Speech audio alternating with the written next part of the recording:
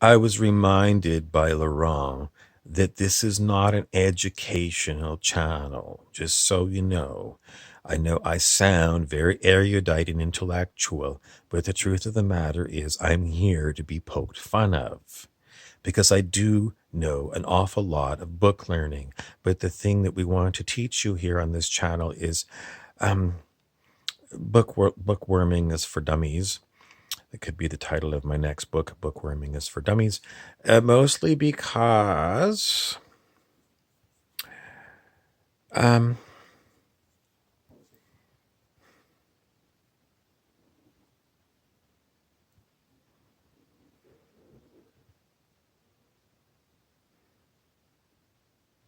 usually really smart professors wear a suit and a tie. I don't.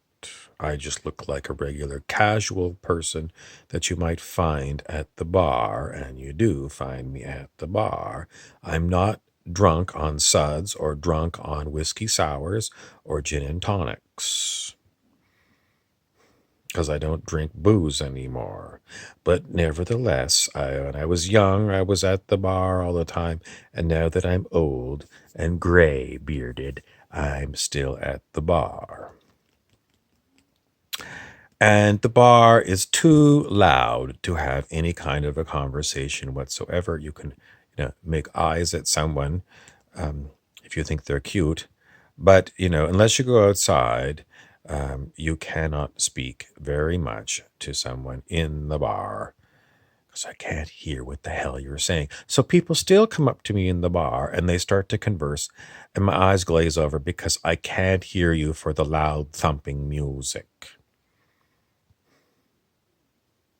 It's worse when I go outside because then someone corners me. It's cold. It's winter where I live. And someone wants to give me a 20-minute story that's rather dull and boring. Nothing is worse than being cornered by one of these people. You're already shivering and they just start talking. And you think, oh, okay, well, I'll just be polite and I'll give them, a quick minute. Well, 5 minutes have gone by and I'm just shaking with cold. I'm so cold. And there's something holding me here. I'm frozen like, a deer in headlights. I can't move. And this person is talking and they've barely started. They barely started to talk. And I just want to say, I'm too cold. And sometimes that's what I do. I finally, something goes and snaps in me and I go, I'm too cold. I got to go inside. And then I disappear.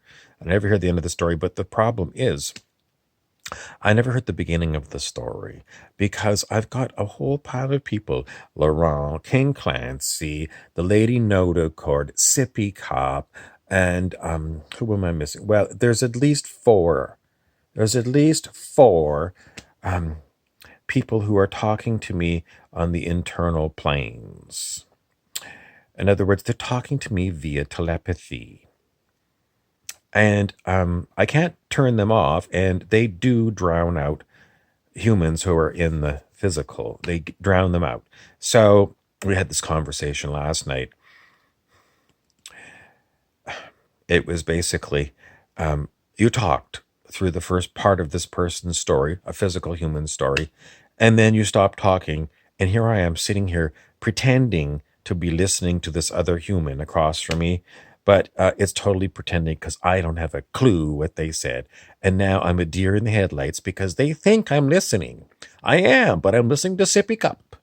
Sippy Cup doesn't talk very much, but Sippy Cup talked, and Clancy and Laurent were probably talking. It's not quite right because Laurent doesn't really talk by telepathy. He talks by channeling. So the other ones I hear telepathically, and Laurent, he mumbles. He uses my voice box, and I have my mouth shut, and he mumbles. And sometimes people hear me mumbling, and they think it's me, but it's not. It's not me mumbling. It's Laurent, and that's how he speaks because he doesn't. If I open my mouth, this voice comes out. Laurent has a different voice, and he just kind of uses my voice, and he mumbles. We call it throat talking. And that's how he communicates with the group. The telepathic people, they can hear Laurent too. and they can hear me. But Laurent and me, we don't go via telepathy to these other people and, use their voice boxes, as far as we know. Anyway, the whole point of this little talk is, as much as I try to give you little bits of very interesting information, like the talk was supposed to be about, if you meditate a lot, is it true that you will get off the wheel of karma, like the Buddhist or the Hindu might tell you? And I started to talk about it, and then Clancy started talking and talking and talking, and I started going with what Clancy was saying, and the next thing you know, I forgot what the subject was. And then I was getting very pissy about it between takes of the camera and, recording. And then Laurent said, "But this is a comedy channel, Uncle. That's my name. I'm DJ Uncle or Uncle. They call me Uncle. I'm not Bobby Burrows, just so you know. I'm a different character than Bobby Burrows, who is the, you know, official name of this body. But Uncle is what they call me. And I was reminded this is a comedy channel. And when I'm acting like a stuffed shirt and I'm being a professor, they are supposed to make fun of me. They're supposed to use spitballs and fire spitballs at me. And they're supposed to fart close to my podium and make me laugh. And that's the way it's supposed to go in a comedy channel. So if you'd ever do find that I'm kind of off topic, it's because it's a comedy channel, and maybe we'll be able to explain it to you in another video what was going on. So anyway, can I finish off my talk about whether meditation will bring you off the cycle of reincarnation? The answer is I don't even know if there is a reincarnational cycle because I don't remember any past lives except for a couple of flashes, but I don't know if they're real because they don't feel like it was me. In other words, someone's giving me fake memories and they're saying that they're from my past lives, and I have no way of knowing. So, do we have a reincarnation? I don't know. You can read books, but that's not firsthand information from me. And as far as I know, meditating is it going to change your situation regarding reincarnation on planet Earth or some other more advanced planet? I sure hope so. I sure hope that if you do work on yourself, that you will change your reality. And if you do, drop dead in this world, perhaps you will get reborn on a better world. I mean, it's not that Earth is a bad place. Physically, the planet is beautiful. It reminds me of a story my friend used to tell quite a bit. He used to talk about America, United States. He said, America, what a beautiful country. Gorgeous, gorgeous, gorgeous country. There's only one problem with America.